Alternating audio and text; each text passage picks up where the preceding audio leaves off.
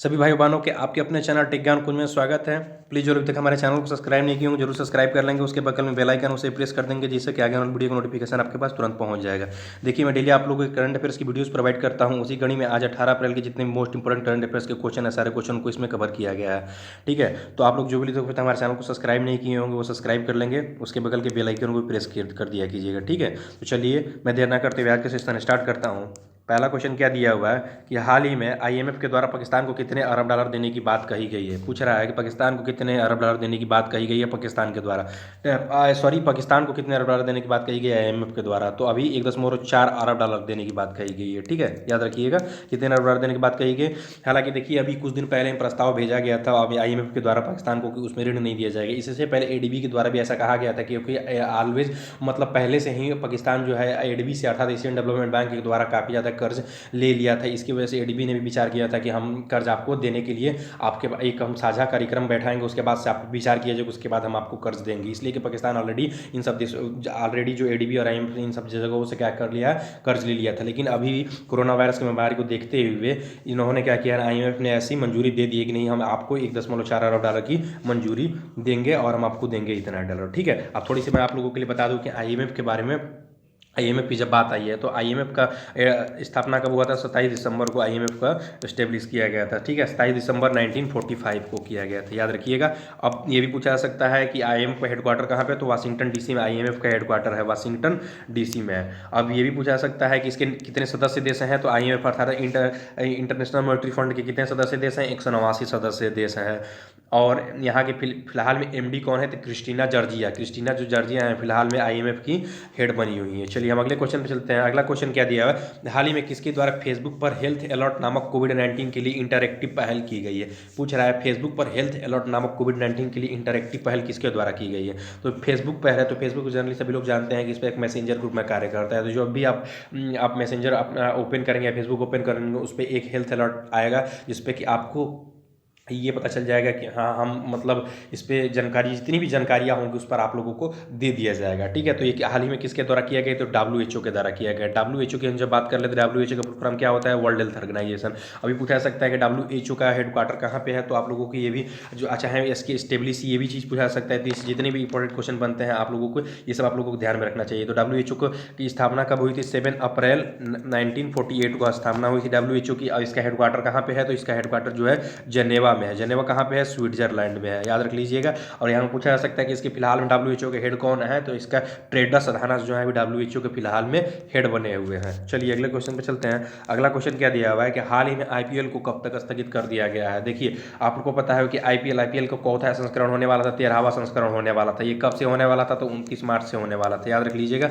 29 मार्च अप्रैल तक होने वाला था। लेकिन अभी कोरोना की वजह से इसको अभी कुछ दिन के लिए स्थगित कर दिया गया था और 15 अप्रैल से कर दिया गया था। लेकिन 15 अप्रैल बीतने के बाद से अभी क्या कर दिया गया है, इसे स्थगित कर दिया गया। और कब तक के लिए स्थगित कर दिया गया, अनिश्चित काल के लिए स्थगित कर दिया गया। अर्थात ये अब हो सकता है चाहे नहीं भी हो सकता है, ये अभी बीसीसीआई के ऊपर डिपेंड करता है। अब बात पड़ी बीसीसीआई की, तो बीसीसीआई का है फिलहाल में अध्यक्ष कौन है, तो बीसीसीआई के अध्यक्ष फिलहाल में कौन है, गांगुली हैं। अब यहाँ पे 3 क्वेश्चन बनते हैं। बीसीसीआई के अध्यक्ष की बात करें तो गांगुली बनते हैं। सीईओ की बात करते हैं तो राहुल जौहरी जो है फिलहाल में अभी सीईओ के पद पे आसीन है। और पूछा जा सकता है सचिव कौन है, तो अमित शाह के बेटे जो हैं जय शाह, ये फिलहाल में क्या है अभी यहाँ पे बीसीसीआई के सचिव के पद पर कार्यरत हैं। चलिए हम अगले क्वेश्चन पर चलते हैं। अगला क्वेश्चन क्या दिया है, हाल में उत्तर प्रदेश सरकार के द्वारा किस ग्रेड के लोगों को सीमित क्षेत्रों में नौकरी पर जाने की इजाज़त 20 अप्रैल से दे दी गई है। अभी पूछ रहा है किस क्षेत्रों में के लोगों को, तो ए और बी दोनों ग्रेड के जो लोग हैं, इसमें यहाँ पे थोड़ा ऑप्शन में प्रॉब्लम होगी, आप ई ऑप्शन ले लीजिए। ए एंड बी जो दोनों ग्रेड के लोगों को हैं, उनमें जो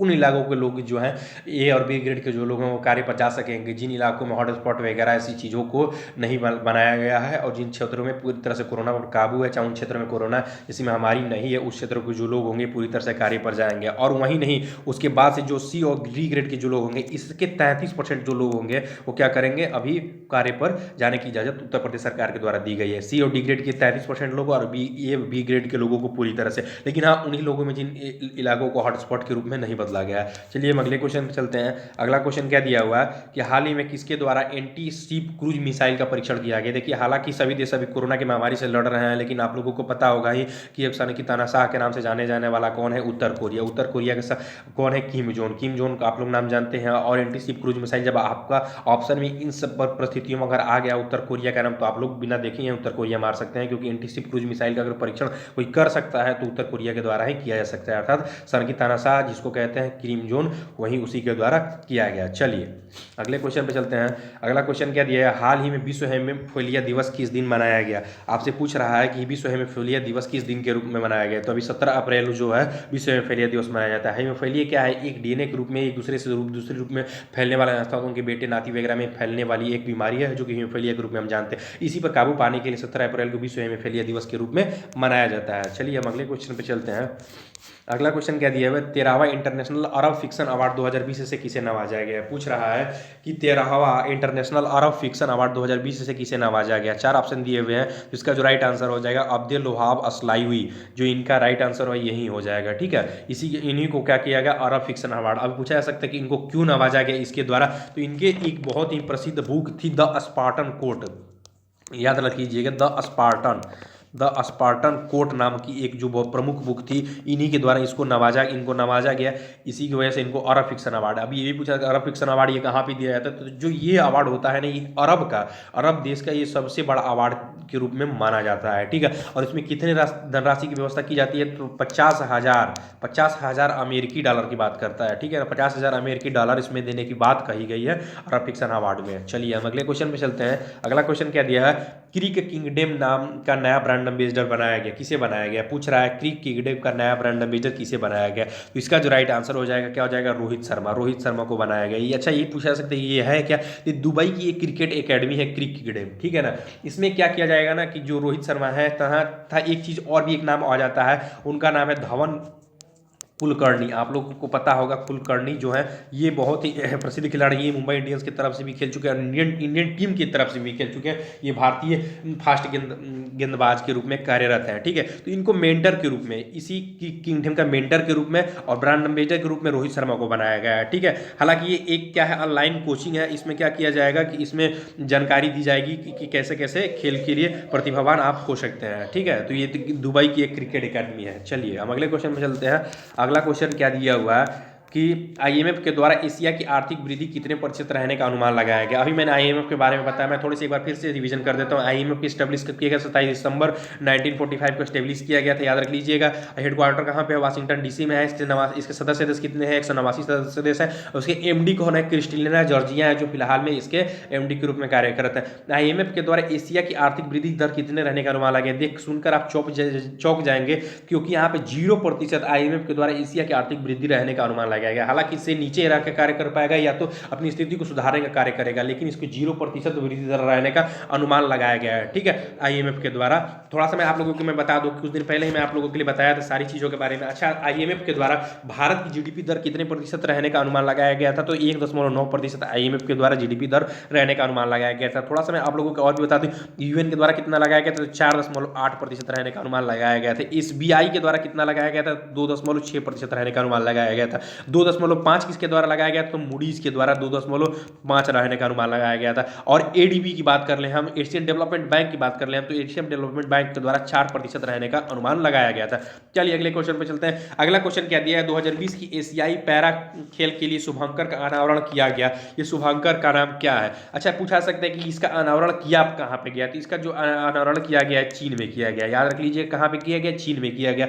और पूछ सकता है कि इसका शुभंकर क्या है, तो फेई नाम का इसका शुभंकर। हालांकि हर एक खेल के लिए एक शुभंकर किए जाते हैं, जो कि वहाँ के प्रमुख पक्षी, चाहे जो सार्वजनिक स्थल, जो बहुत महत्वपूर्ण स्थल, उनके बारे में जागरूकता फैलाने के लिए, चाहे उनको वृद्धि करने के लिए, उस क्षेत्र को जागरूकता देने के लिए क्या किया जाता है, ऐसा किया जाता है। हालांकि अभी पूछा जा रहा है कि फेई जो है ये कहाँ के लिए किया गया है, तो ये चीन के लिए किया गया है। ठीक है, शुभंकर का नाम रहा। अरे शुभंकर होता क्या है, जैसे खेल के बाद से जैसे जो भी खिलाड़ी होते हैं उनको मेडल दिया जाता है, उसके बाद से एक शुभंकर के रूप में, एक टैटू के रूप में दिया जाता है, उसी को हम लोग शुभंकर के रूप में जानते हैं। चलिए हम कुछ क्वेश्चन आप लोगों के नोट्स के रूप में रखते हैं, तो आपका राइट आंसर उसको कमेंट में देना होता है, चाहे मैं खुद ही बता देता हूँ आप लोगों को। फिल्म इंडस्ट्री से जुड़े रंजीत चौधरी का निधन 15 अप्रैल 2020 को हो गया। ठीक है, अभी ये बहुत ही प्रसिद्ध थे, इनका जो फिल्म इंडस्ट्री से जुड़े हुए थे, ये कॉमेडियन के रूप में भी जाने थे, ये थोड़ा बहुत गाना भी अपने टूटी फूटी लैंग्वेज में गा लिया करते थे, और ये मतलब हर क्षेत्र से ये मतलब रोल किया करते थे, गुंडों का रोल भी किया करते थे, हर क्षेत्र में ये परिपक्व रूप में जाने जाते थे रंजीत चौधरी। तो इनका अभी हाल ही में निधन हो गया 15 अप्रैल 2020 को। ठीक है, चलिए अगला क्वेश्चन क्या दिया है, टाटा पावर के सामाजिक नौचार एडिशन अवार्ड 2020 जीता। टाटा पावर सामाजिक नौचार एडिशन 2020 जीता। ठीक है, अच्छा देखिए, जो टाटा पावर है, ये टाटा पावर क्या है, एक विद्युत सप्लाई करने वाली एक संस्था है। ठीक है, टाटा पावर आप लोग जनरली सुने ही होंगे। इसमें क्या किया गया है, इसकी स्टेब्लिश अच्छा पूछा जा सकता है, 1987 में इसको स्टेब्लिश किया गया था। किसके नाम पर किया गया था, थॉमस एल्वा एडिसन के नाम पर ये किया गया था।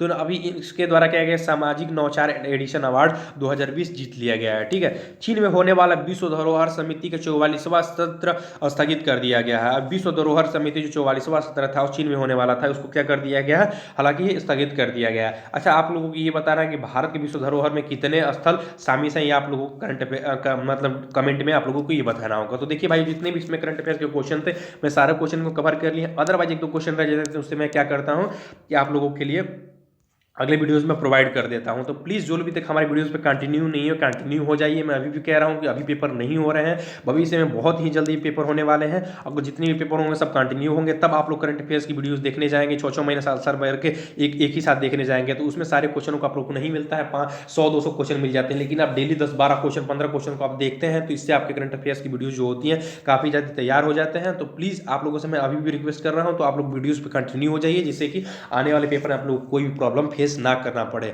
तो अच्छा लगे तो लाइक कीजिएगा, और जो लोग भी हमारे चैनल को सब्सक्राइब नहीं किया जरूर सब्सक्राइब कर लीजिएगा। थैंक यू दोस्तों।